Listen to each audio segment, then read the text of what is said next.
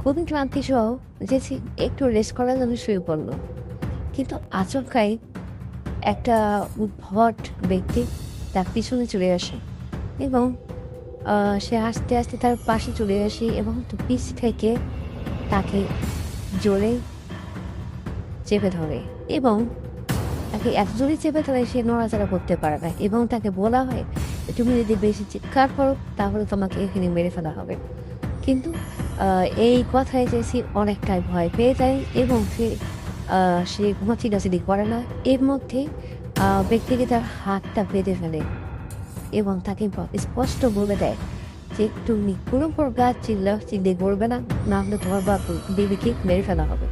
এরপর ব্যক্তিটি তার চোখটা বেঁধে ফেলল এবং বলল, "তুমি একদম চুপ করো। আমি যা বলছি তাই করতে হবে।" কিন্তু সেই আচমকা সে ব্যক্তিটি ক্যামেরা অন করে এবং সে উদ্ভট কিছু কাণ্ড করে এবং তার রেকর্ড করার পর সে কিছু দেশের পার্সোনাল ছবি তুলে নেয়। কিন্তু তার কোনো আঘাত করে না।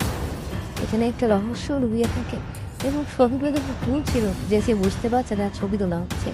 তো জেসি কখনোই বুঝতে পারছে না কেন এগুলো করা হচ্ছে এবং লোকটি তখন তার হাত পা ঠিক কেটে দিয়ে বলে, "এগুলো যদি পুলিশ বা কাউকে না জানানো হয় তাহলে তাকে মেরে ফেলবে।"